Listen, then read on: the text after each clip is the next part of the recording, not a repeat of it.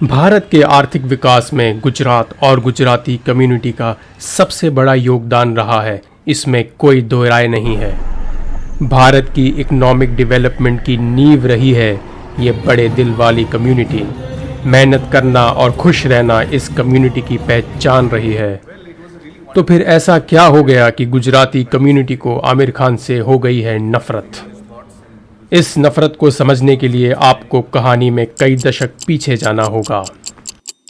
Sardar Sarovar project Sardar Vallabh भाई पटेल का एक सपना था और इसकी नींव रखी थी भारत के पहले प्रधानमंत्री पंडित जवाहरलाल नेहरू ने। इससे 4 लाख गुजरातियों को साफ पीने का पानी मिलने वाला था और करीबन 55,000 एकड़ जमीन उपजाऊ बनने वाली थी। लेकिन स्टेट्स की आपस में सहमति ना बनने से ये प्रोजेक्ट में देरी होती गई। लेकिन फिर 1995 में मेधा पाटकर ने नर्मदा बचाओ आंदोलन शुरू कर दिया। गुजरातियों को ये बात समझ नहीं आ रही थी कि आखिर मेधा पाटकर क्यों लाखों लोगों को पानी मिलने से रोकना चाहती थी। उनके दिल में मेधा पाटकर को लेकर नफरत पैदा हो गई।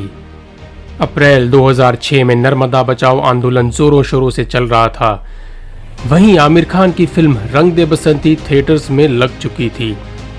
अपनी फिल्म की प्रमोशन करने और वहीं फिल्म में अपने क्रांतिकारी कैरेक्टर के जज्बे में आकर आमिर पहुंच गए दिल्ली के जंतर मंतर और उन्होंने अपना सपोर्ट दे दिया मेधा पाटकर और नर्मदा बचाओ आंदोलन को। बस उसी दिन से आमिर खान गुजरातियों की आंख में खटकने लग गए। लेकिन बात सिर्फ नाराजगी तक रुकती तो शायद बात खत्म हो जाती। बात को और उछाला गया। आमिर खान की फिल्म रंग दे बसंती गुजरात के थिएटरों से हटा दी गई।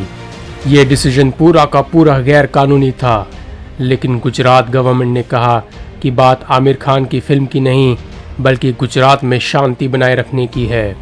आमिर ने जवाब में कहा गुजरात में फिल्म ना रिलीज होने से उनकी फिल्म को सिर्फ 5 या 7 करोड़ का नुकसान होगा जो वो आराम से सहन कर सकते हैं।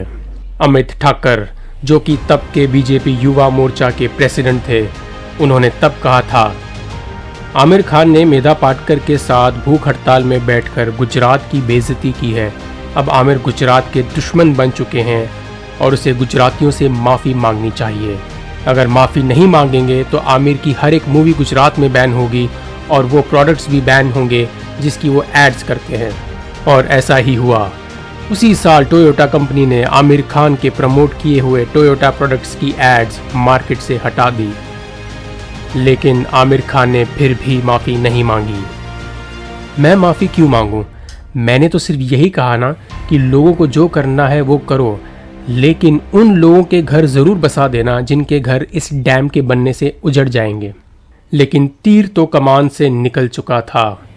आमिर की शक्ल में बीजेपी ने गुजरातियों को ऐसा दुश्मन बना कर दिया जो सालों साल बीजेपी के काम आता रहा। तब ऐसा माहौल बन चुका था कि सबको लगा कि शायद इन सारी चीज़ों के बाद आमिर डर के मारे चुप हो जाएंगे। इसके बाद मई 2006 में आमिर की एक और फिल्म रिलीज होती है जिसका नाम था फना। इसी दौरान आमिर ने एक इंटरव्यू में सीधा सीधा पीएम मोदी पर निशाना तानते हुए कहा कि वो 2002 के दंगों में मोदी को जिम्मेदार मानते हैं और वो खुश हैं कि अमेरिका ने मोदी का ट्रैवल वीज़ा रिजेक्ट कर दिया। बस इस इंटरव्यू ने जैसे आग में तेल का काम किया और गुजरात के लोगों का आमिर खान नंबर 1 दुश्मन बन गया। गुजरात गवर्नमेंट ने अनऑफिशियली फना को गुजरात में बैन कर दिया। ये पिछले कुछ महीनों में आमिर की दूसरी फिल्म थी जो गुजरात के सिनेमा घरों से या तो हटा दी गई थी या फिर बैन कर दी गई थी। लेकिन आमिर खान को अब भी इन चीज़ों से कोई ख़ास तकलीफ नहीं हो रही थी। लेकिन उसके बाद एक ऐसी चीज़ हुई जो आमिर ने शायद अपने सपने में भी नहीं सोची थी। जिस नेता की वो सालों से खुलकर निंदा कर रहा था, जिस मंत्री को कभी अमेरिका ने वीज़ा ना देने से मना किया था, वो 2014 में बन गया भारत का प्रधानमंत्री। तब सभी को ऐसा लगा कि आमिर अब गुजरात से बने भारत के प्रधानमंत्री से घबरा जाएगा। पर आमिर खान भी शायद किसी अलग ही मिट्टी का बना है। शांत और सीधे साधे दिखने वाले आमिर के अंदर एक लोहे जैसी दृढ़ता है और शायद इसी निर्भयता की वजह से आमिर ने ना चाहते हुए भी बीजेपी के हाथ एक ऐसा हथियार थमा दिया जो बीजेपी शायद ही कभी आमिर के खिलाफ इस्तेमाल करने से चूके। बात हो रही है नवंबर 2015 की उस शाम की, जो शायद आमिर खान कभी नहीं भुला सकेंगे। उस दिन सुबह उठने पर आमिर को शायद अंदाजा भी नहीं होगा कि उसकी कही हुई एक बात उसके गले का फंदा बन जाएगी। दिल्ली की उस सर्द नवंबर की शाम Ramnath Goenka excellence in journalism awards में आमिर ने स्टेज पर पूरे नेशनल मीडिया के सामने ये कह दिया, मैं जब अपनी पत्नी किरण से घर में बातचीत करता हूँ तो वो मुझसे पूछती है कि क्या हमें इंडिया से बाहर जाकर कहीं रहना चाहिए। उसे अपने बच्चे के लिए डर है। उसे डर है कि हमारे देश का माहौल आगे जाकर कैसा होगा। उसे तो सुबह अखबार खोलने में भी डर लगता है।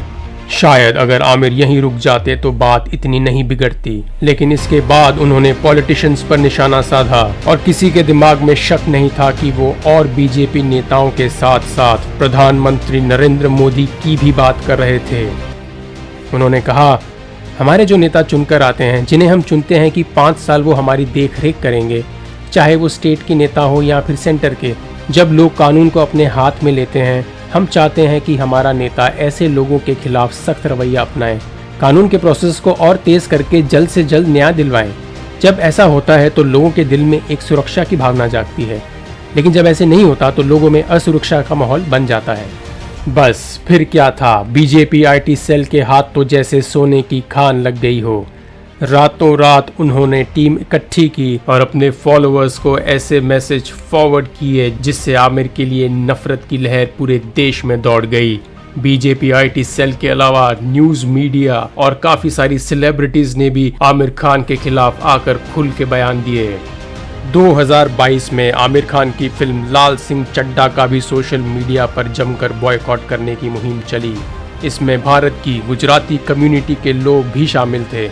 आने वाले कल में क्या गुजराती कम्युनिटी आमिर के साथ अपनी अनबन भुला देगी या फिर आमिर को सालों साल तक अपना अपराधी मानती रहेगी, ये तो आने वाला समय ही बताएगा। जय हिंद।